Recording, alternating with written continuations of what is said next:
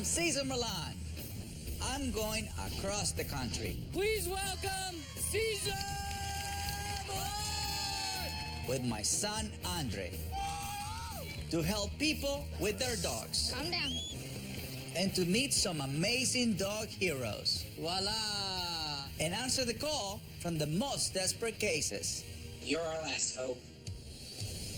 This week, we are working late in Los Angeles, where I correct bad behaviors in real time.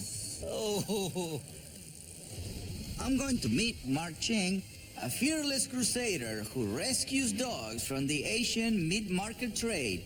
They have this belief where if you hurt the animal first, that it makes the meat taste better. Has 2 dogs that need my help. He's got very severe aggression towards male dogs. To get over their tragic past. I'm just afraid I'll push him too far. Kim, I just don't understand how you don't see it. You know, I want to give him a regular life. This is Gracias, our dog nation.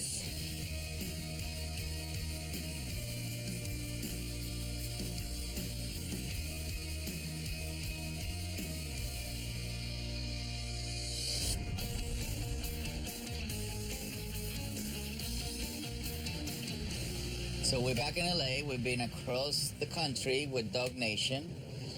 And to me, Dog Nation is a mission. How do we unify it? Yeah, because we are a community. Because we are a pack, we are a community, we are a world, you know? Dog Nation activates positive change. Dog Nation. My son Andre and I are at the beautiful Rancho Santa Margarita Civic Plaza outside Los Angeles, where I'll be giving local dog lovers some easy take-home tips at our very first night live event.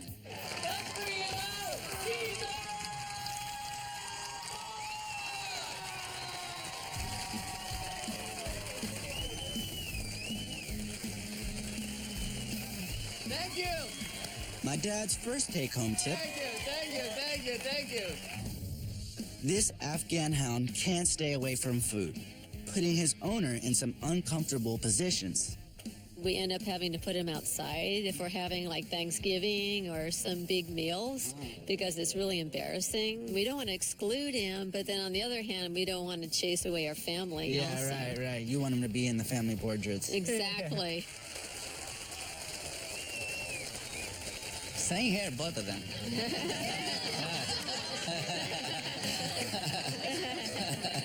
And his thing is? He's a food thief. He's a food thief. Yes. You go to Whole Foods and steal food? Anywhere. What do? Do you just have to hide the food? We try to hide it. You know it's hard to hide the food from dogs. Yes. Especially him. So I'm gonna hide the food. They know where the refrigerator is. Yes.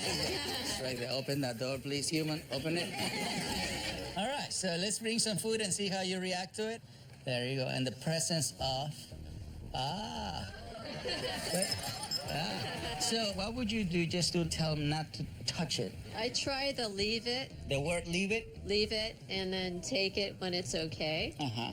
But there's times that he'll just go for it. So let's see if you can just pass by.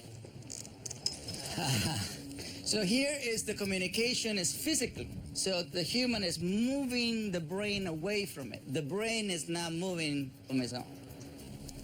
Okay. Here.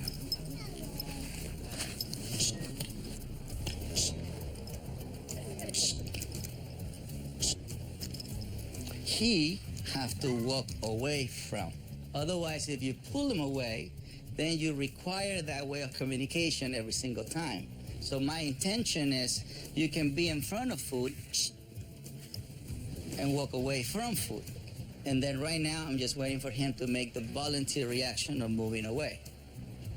Remember, she was doing this, so it was not allowing the brain to participate. Your turn. Okay. Well, just so they see that you already. Oh. Okay. See, remember, she already went to her habit. That's what she knows. So everything I said, She heard it, she didn't comprehend it. What makes me a good dog whisperer is I listen for a long time. Go ahead.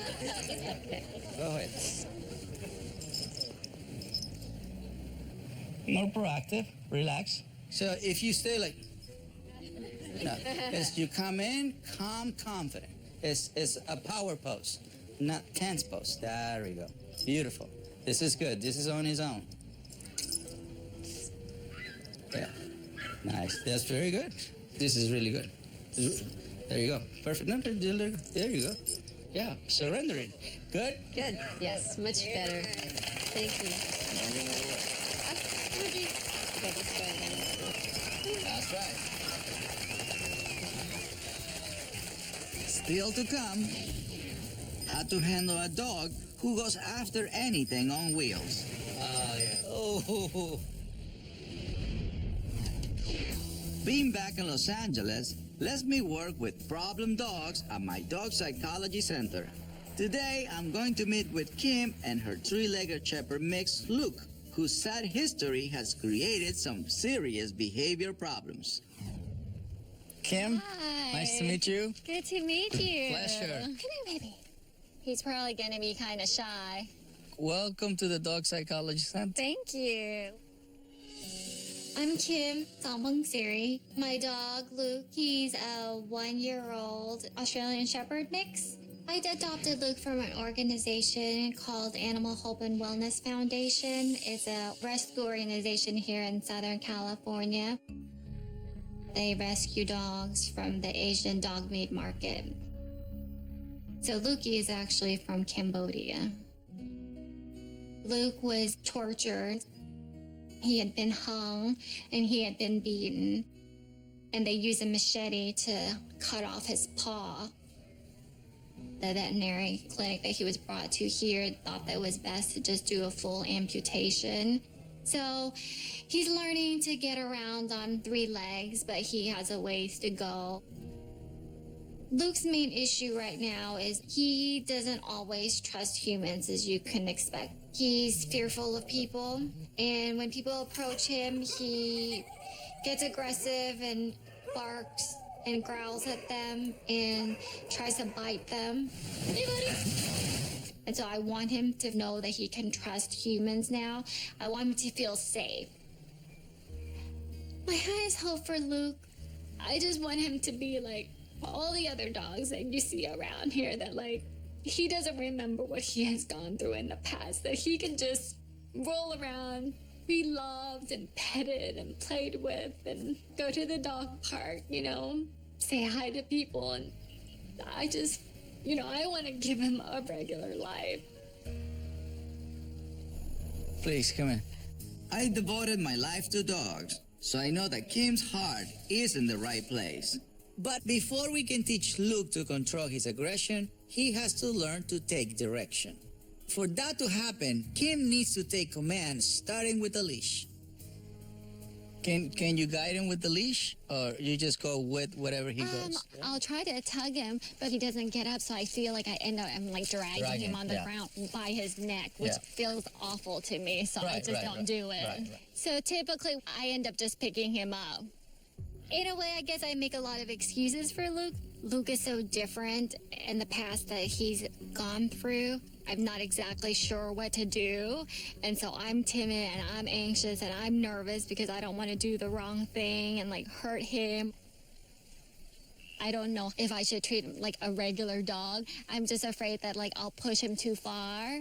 Well, the regular dog is definitely the right approach. Yeah. The amount of tension on the leash, that's what you have to regulate. Yeah. That's all. So I'm going to show you how to unlock him when he shuts down. Okay. Okay. He already knows how to lead you. Now we're gonna learn to guide him towards us.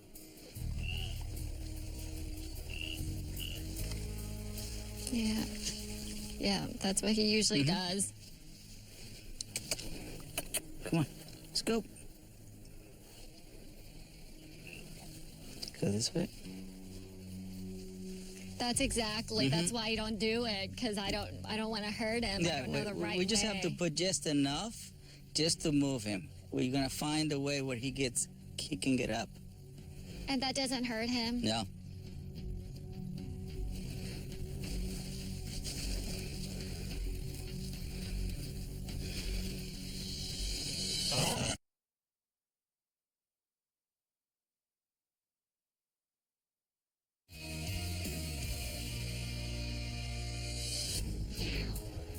Luke was rescued from a dog meat farm in Cambodia, where he suffered abuse, including losing his front leg.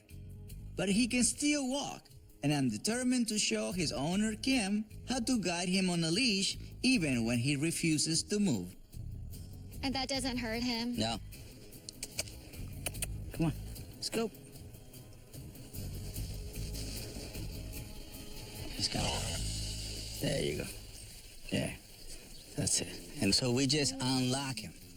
Okay. Okay? I didn't think that Luke would learn so quickly. So when Cesar got him out, I didn't think that was going to happen. So I was very excited. Then as soon as he goes, then we let him go. Okay, so the reward was, as soon as you move, we drop the leash. Yeah. Okay. So then he relates moving towards the leash with freedom, or moving towards the leash with play. Yeah.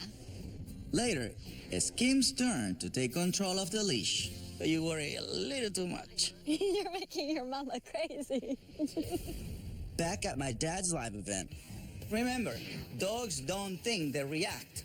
Because if they capable to think, it will be a lot of dogs already suing humans. it's time for the next take-home tip. How to break a dog of some leftover wild behavior, chasing fast-moving things. So, who do we have here?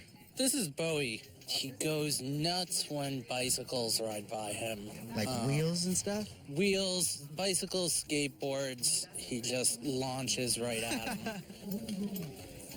If we don't correct this, he could end up running into traffic or cause others to be badly hurt. All right, so let's see what Bowie does. Yeah, there you go. Oh. Okay, put the sleep leash on. Sloan has been letting Bowie take the lead in this situation, which is why he feels free to run after things. Changing the position of the sleep leash will help me correct that. Yeah.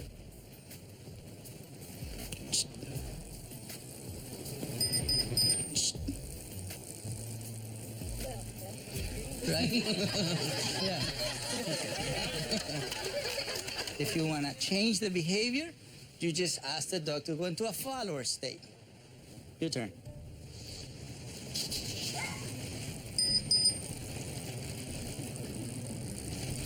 You're anticipating. See, you were going in front of him and try to block him. So he did what? He went around you. You were blocking his sight, not stopping his mind. Okay. It's not enough just to block a dog physically. Dogs respond to your energy more than your actions. It's about just being calm. One more time, my friend.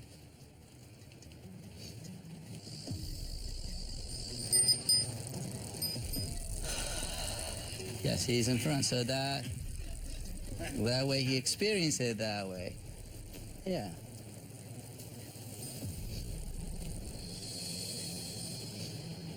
The bike guy passes by, you stop, let them pass by. Eventually, you don't have to stop. You don't have to stop every single time. Thank you for helping them.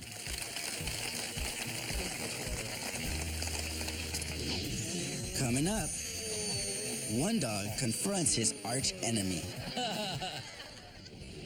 Right now, my dad and I are on our way to meet with the founder of the organization that rescued Luke, Mark Ching, who has made it his mission to rescue dogs from the international meat market. We're gonna give him a hand rehabilitating a dog having trouble adjusting to his new life. By me showing you this video, I don't want you to get angry. I do want you to get, feel it. This video is not going to be easy to watch, but it's really important to get this information out there.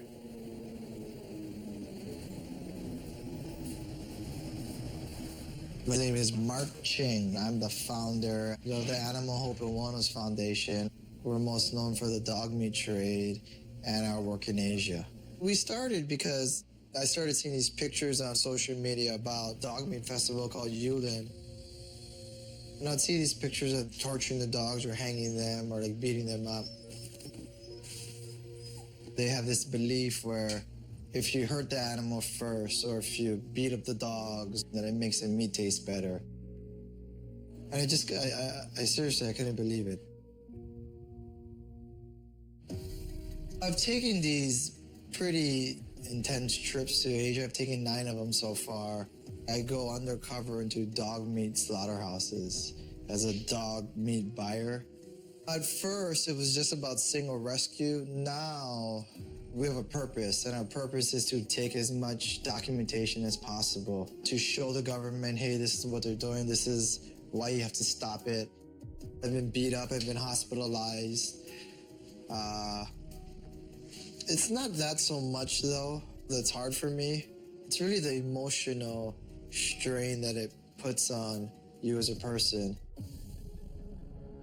I tell everybody, you gotta see it to believe it. I just can't. You know, as a person, it's hard to see. My name is Valerie Ainello, and I'm the Director of Operations for Animal Hope and Wellness. Mark does the rescuing, and then I do everything afterwards. He has rescued at least 2,000 dogs out of slaughterhouses. Obviously, they're very, very, very sick when Mark saves them. We will give them all the best medical care. If they need training for their behavioral issues, we will handle that. And then once they're ready, we find them the perfect family. The dogs that we rescue and we rehome, they're all ambassadors. They become living examples that hope exists. They're miracles. That's crazy. That man, he has a good heart. Oh my gosh. I wasn't angry, I was more happy and proud that he does what he does to help them remove that situation. But it's just so devastating to, like you grow up around dogs and to see like that. It just sucks. Well, Andre, we're gonna meet him and hear his story for ourselves. We arrive at Mark's foundation, where he and his team rehabilitate the animals that he has rescued from the Asian dog meat trade. Hey. Yes, sir. How are you? So much to meet you. About you. All of these dogs are from the meat trade. All of them? Yeah, a lot of them are stolen pets. She's from Cambodia. She's one of the dogs that got her feet cut off. What is the toll that you've taken personally from experiencing these catastrophic events? Oh, man. It's more the side effect of witnessing people do things you wouldn't think they could. Having to live with everything and process it, I think, it's hard. But I see like the end result and I see the dogs, and it's about hope and compassion, and because that's why we do it, what we do, and what you guys do is the same thing. Well, they're so happy, man. Yeah. This is the payoff. Seeing these dogs get a second chance is beautiful. And what Mark is doing is such an important job. How long are you going to do this? I guess we're going to do it until it ends. Nice. And so, it's crazy. Like, once you see what they're doing, it's kind of hard to stop. They try to think about the dogs and that no one has it harder than they. And so, Yeah. Things are changing. It's slow, but it's changing. Yeah. Mark introduces us to the director of his foundation, Valerie Ainello, and a dog they hope to rehabilitate so he can be placed with a loving owner.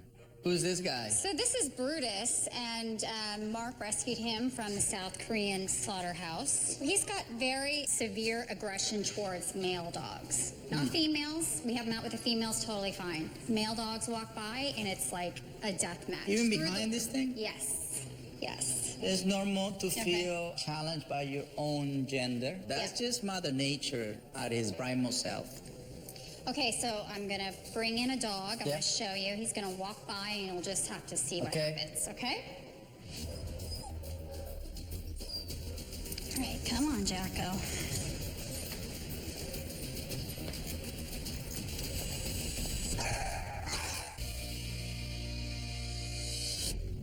Andre and I are helping Brutus, a dog Mark Ching rescued from the Asian meat market and brought to the U.S., whose aggression around other male dogs is preventing him from being adopted. All right, come on, Jacko.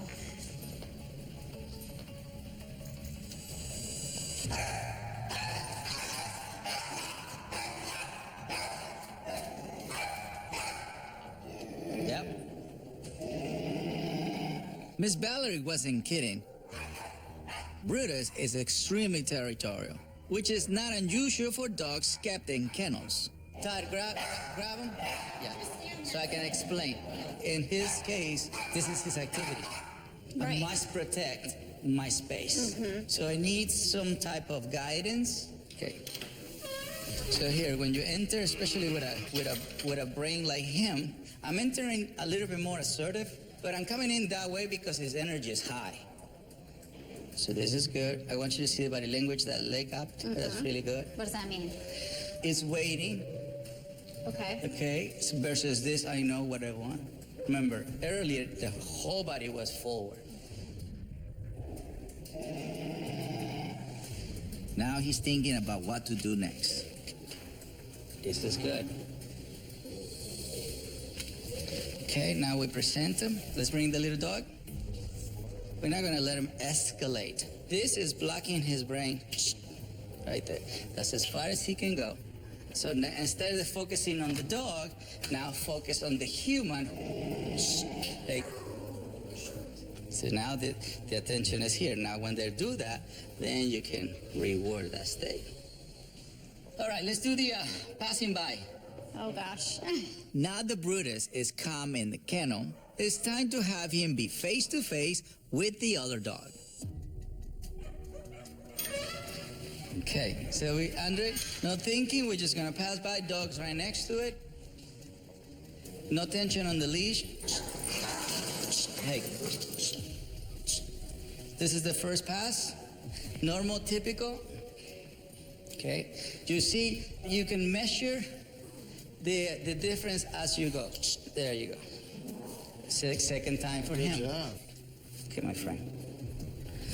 Sale, Andre. No tension on the leash, very important. There you go. Third time. I'm redirecting Brutus' attention from the other dog to me, and that he understands. You see, so if you want to curb a behavior, if you want to make a dog listen, you have to send him into a follower state of mind. You want to try it? Okay. Okay. Oh, we want Oh, Mark, you have to have faith.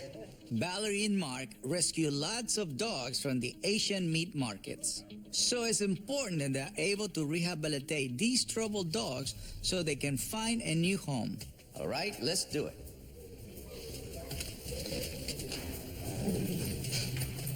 There you go. That's right, just like that. You already made him perfect. Huh? You already made him. I did the imprint. Now your job is to maintain. Hopefully. Yeah. One more time. Try it again. Wait, don't start because he's in front. So even you walk in front. There you go. Sale, Andre. Sir. There. That's right. So even that adjustment, him in front and you start walking, if you begin to walk, he will begin to walk in front. Yeah. But what you did is you adjust and then you move forward. So the eyes learn to follow you. No matter a dog's past, they are not beyond saving. But a dog like Brutus will take many repetitions before he can be placed with a family. So I want to work with him a little bit more. Well, I would like to extend an invitation for him to come to the ranch. It's just going to give you the opportunity to work on this. That'd be awesome. You know what I mean? That's really awesome. Thank you so much. That's a special honor he gets to go and. We want to contribute. Yeah. Okay? Bye. Bye, guys. Later, Brutus isn't out of the woods yet, and he's about to face a new challenge when he interacts with my pack. What he's saying is, I am sure. At the DPC, I'm working with Luke, a dog who was rescued from the Asian meat market trade where he was abused and lost a leg. He's been reluctant to walk on a leash. I show his owner, Kim, that with gentle coaxing, he can do it. And now, she needs to move past her pity to be the leader he needs. You ready? I worry because with him missing a leg that I won't know like when he isn't really physically able to do more. We're not doing it for 20 minutes. It's literally negotiation. As soon as he moves, we drop.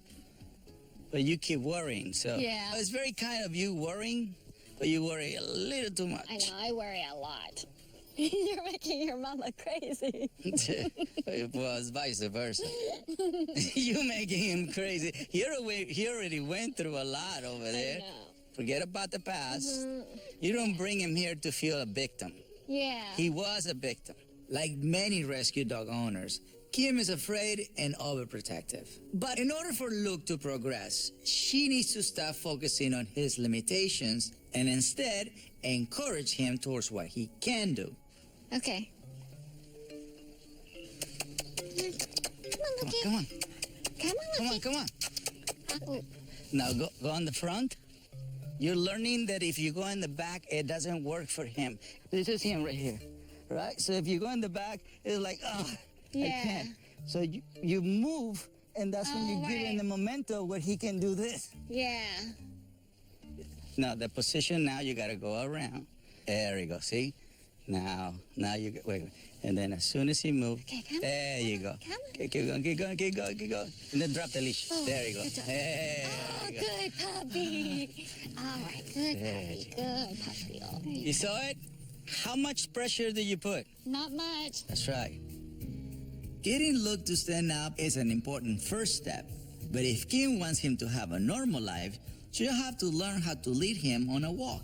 Now I just want you to stay in straight line Right. and for him to be next to you doing this thing as you walk. Yeah, because Calmly. he's so unsteady, so I get like nervous that like where is he going? Is he gonna topple over? And he doesn't Yeah. walk straight. So your energy is also unsteady Yeah. because you're nervous. Yeah. You see what I mean? So you're like doing this, and it's like, oh, the both of us, we have no legs. I'm seeing a lot of potential for improvement with Luke. Now I just need a breakthrough with Kim. What do you do for a living? I'm an architect. Okay. So right now we're building a new international terminal at LAX. Kim knows how to be a strong leader. She does it every day in her high-power career. So I need to see her apply that mindset with Luke.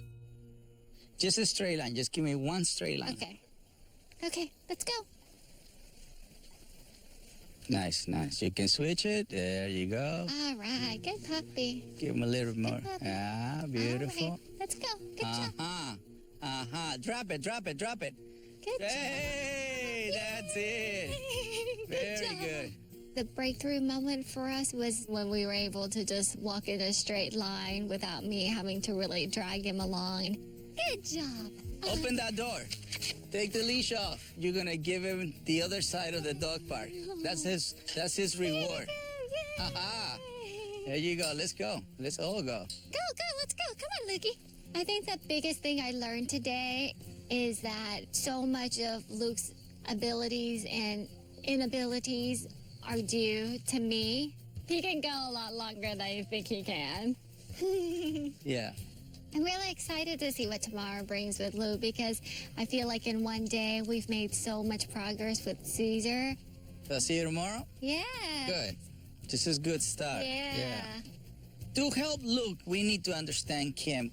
Sometimes when people adopt dogs and the empathy level is so high, it turns into feeling guilty or feeling bad or feeling sorry for the dog. So today I needed Kim to lower her fear and raise her confident energy. Tomorrow, I'm going to help Kim address the fear Luke has towards strangers. But today was a great start. Coming up, I'll work on overcoming Luke's aggression issues. Can Kim become the strong leader he needs? Kim, I just don't understand how you don't see it.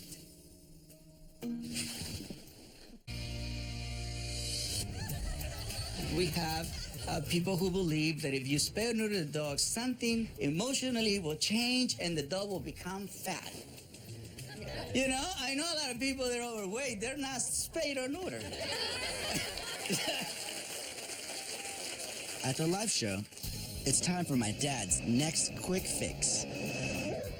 And who do we have here? We have Kingston. Kingston likes to attack the vacuum. I wish he wasn't so nervous about it. It's just a vacuum, bud.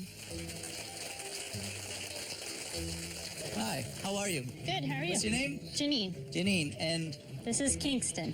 Kingston. Yes. All right. He likes to attack the vacuum. Okay, well, let's see.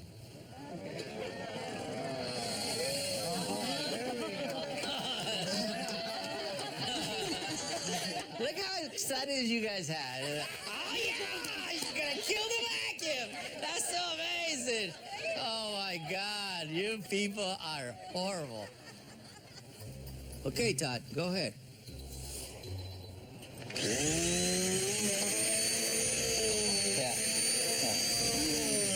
So what do you do? What do you do there?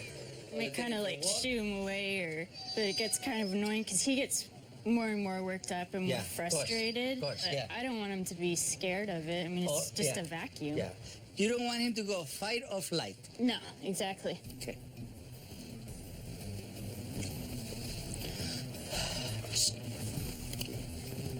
Hold on. Now you're gonna wait right now.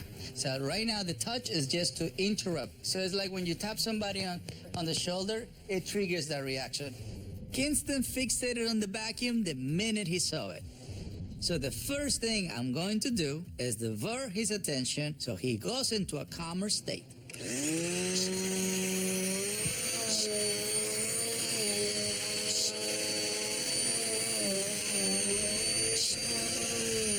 Now the touch is gentle. One more.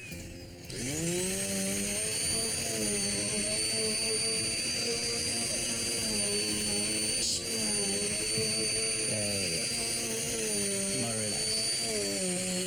So the touch was not continuously. It was just at that time, and then eventually we touch with sound. If you touch just to snap the brain out of it, then you can condition the dog to hear the sound and ignore and eventually relax. So you remove him from the fight flight. See now, so yeah, look, ears back. And he goes, okay, the sound of vacuum relaxes me. That's what you want. That's what you want. Good job, dude, so much. He's like, what is the vacuum? Later, Leash Walking 101 for dogs and dog owners. My dog psychology center in the Santa Clarita Mountains, north of Los Angeles, opened in 2009. And thousands of dogs, just like Luke, have come here with the owners to understand dog behavior. But there was one dog who was with me before this place was ever created. My beloved pit bull, Daddy. This is the area where I'm going to make sure before I walk into the office, I give my respects, my gratitude, pay my everything that Daddy represents for our family. It just means so much, you know. For 16 years is a long time of pure beauty. That's what has so much meaning to me, you know. That's the guy that raised you. Raised Calvin. He was there in the beginning of my marriage, at the end of my marriage. at the beginning of my career. He really was, though. If you think about it, 16 years. Yeah, just full blown. Daddy was what a dog represents. Come on, Daddy's a pit bull and never went into a fight. Yeah, that is, I know that's a fact. I didn't know that he was going to be so special. He's not from this world. Yeah, true. Come on. Next, Kim returns to the DPC with Luke, the dog rescue from a meat market, to try and get control of his aggression. I got as much work as he has. I've got to train myself, so. Oh, yes, Kim. And later, our other meat market rescue, Brutus, comes to the DPC to work on his dog aggression. How will he react to meeting my pack?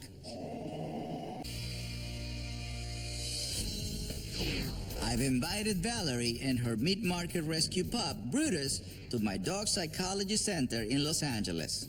Brutus was rescued from a Korean slaughterhouse by Mark Cheng and brought to the U.S. Hi. Look at him. Already an American dog. Oh, yeah. Right? Yeah. Coming in. Okay. I want to introduce Brutus to my pack to address his aggression issues towards male dogs after living in the kennel, which will allow him to be placed in a forever home. So this is all new to him. Oh, yeah. I'm going to start slow, releasing one dog at a time. So here. A ver. Oh, but what he's saying is, I am unsure. All right, so let me bring another one.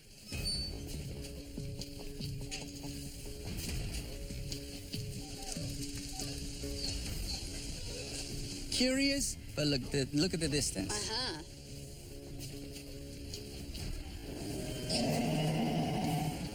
See, move. Growling is communication. Yeah. So he said, so I can growl and you can give me distance? All right, so I can be a dog. To help further build Brutus' comfort level, come on, Argus, I'm going to introduce him to more members of my pack. So, as you see, the pack is giving him distance. By us giving him distance, he's going to start feeling more comfortable. Yeah. He looks better. I mean, the fact that this dog's standing right over him and, yeah. Oh, I got a little tail wag there. I thought it was amazing that he walked in and let all those dogs sniff him and didn't have that initial attack mode that he's always in when he's at the rescue. So that was really exciting. He's going to make a massive change here. Just come this way. Bigger head. You want to go? I want you to retain that picture, Yeah. you know? Just like we retain the picture of what happens in Asia. Yeah. Now let's retain the picture of what happens in America. Yeah. This is his story. Having Cesar and Andre show up was such an honor. But beyond that, to have them take time to focus on this subject of the dog meat trade is so invaluable. You know, it really matters. And so for that, we're so grateful. Well, thank It's a you happy so ending. much. Yeah. Appreciate it. Appreciate You feeling good? Yeah.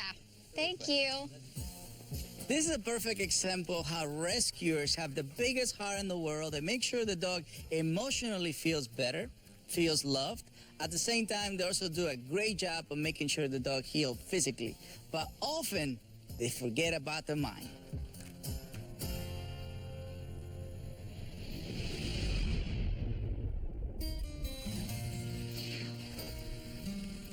Luke, the three-legged shepherd mix, returns after making progress with the leash to continue work on his aggression issues.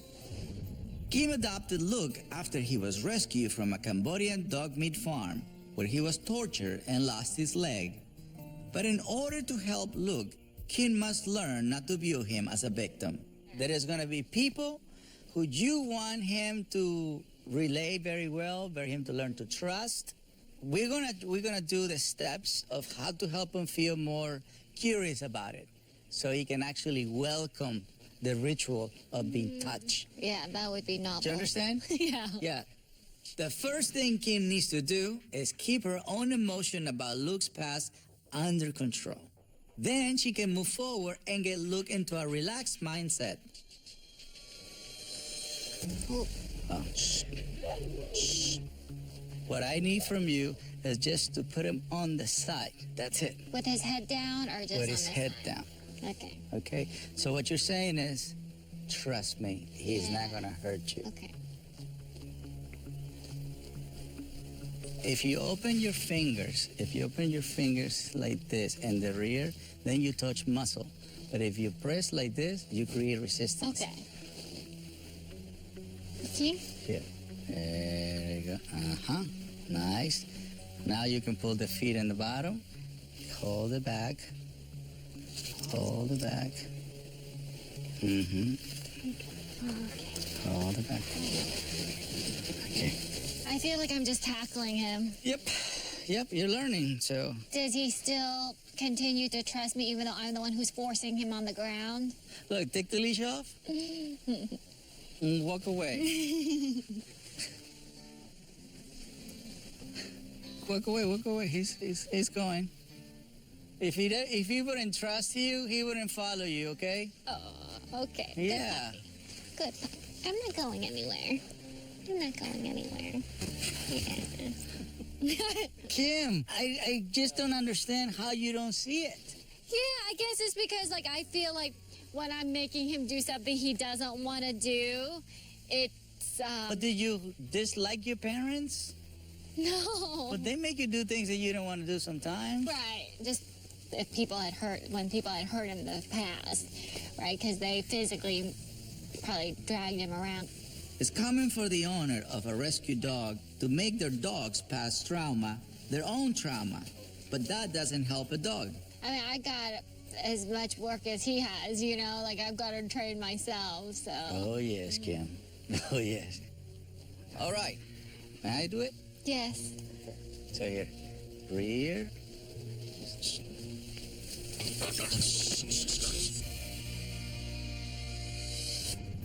I'm working with Kim, whose abused dog, Luke, has a strong distrust of strangers. Right now, I need Kim to get past her pity for Luke if we are ever going to solve his aggression issues. May I do it? Yes. Okay. So here. That's right. He's gonna give into it. Luke is resisting in the same way he resisted the leash. So again, we need to be persistent to unlock the behavior. Keep him.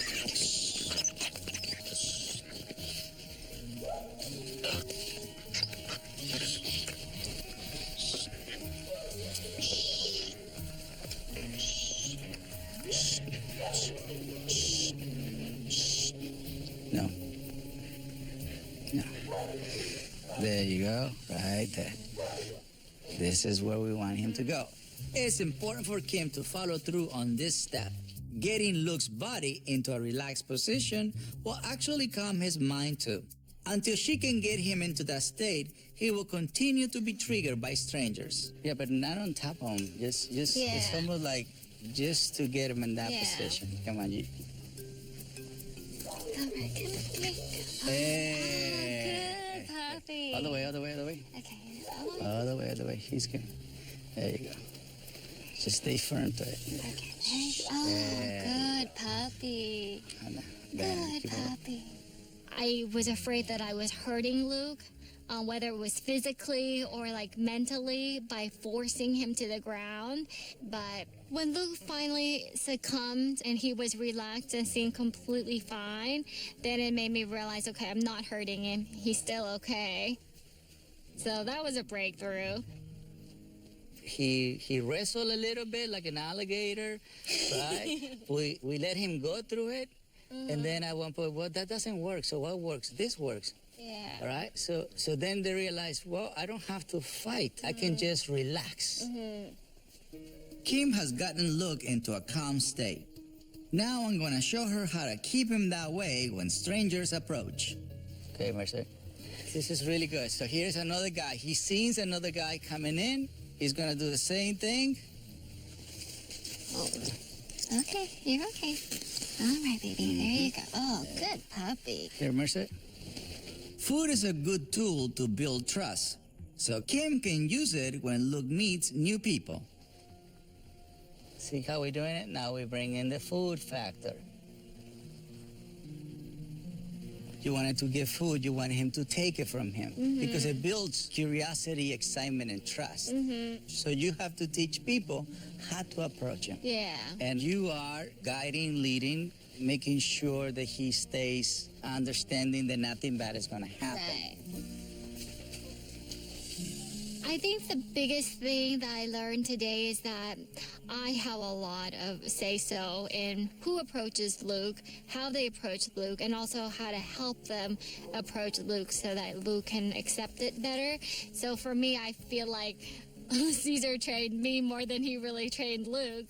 All right, Mr. Luke, don't forget to remind her. I made a promise to Luke the day I brought him home that I will always be his mommy until the day he leaves this earth, and that I will give him the best life I possibly can. Definitely through the help of Cesar, now we know what we need to do to give him that perfect life.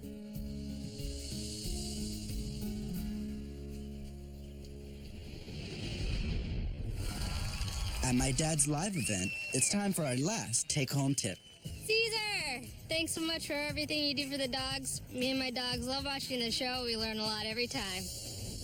My dad is going to help an ex-cop whose dog is breaking all the rules and pulling on the leash. He pulls constantly, and you think you're doing all the right things, but he's really strong, so it's tough.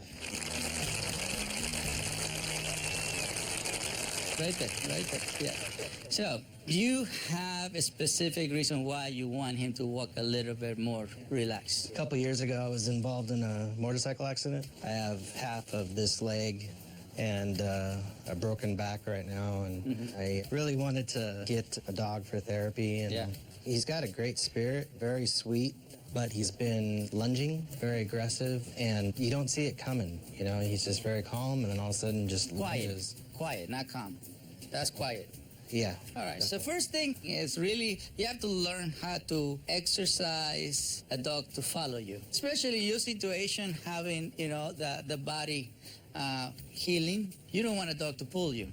All right, so let me see you a little bit. Come on, buddy. Can I share something? Can I suggest something? Learn to just move without a sound. Meaning, let's go. Don't do that. You can just move without saying anything, and you will get the same response. Okay, now let's help our police officer. I'm gonna show you a trick, my friend. This is like the Mexican way. Okay. I've seen this 1,000 times. It doesn't matter how big you are. If you don't take control, your dog will. And then you're gonna make it an 8. This is gonna go here, around, and then, come with me right here, on this side. We're not gonna say a word, we're just gonna move.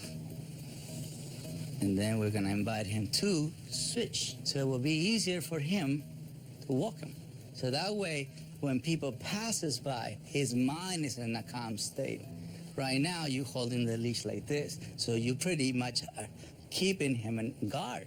So hold the leash here, short, not tense. Here, my friend. Breathe. Yeah. Okay. Don't let it go in front of you. You ready? And don't look at the dog. Just trust. Yeah. Just stay firm on target, on a mission. Yeah. And then they follow. Feel a little better? Yeah. Now, as soon as you're about to stop, you just pull up a little bit. Stop. There you go. And then relax the leash. See it? What do you learn? The boundaries, that's one. Rules, boundaries, limitations. Myself. Yeah. Calm, assertive energy. And how to make a Mexican leash. That's right. That's right. Thank you, guys. Appreciate it. Thank you, guys. I had a great day. You guys had a good day.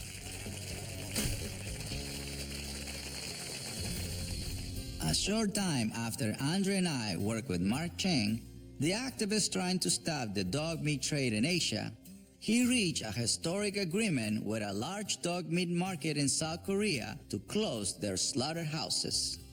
It's an encouraging step towards ending this horrific practice around the world.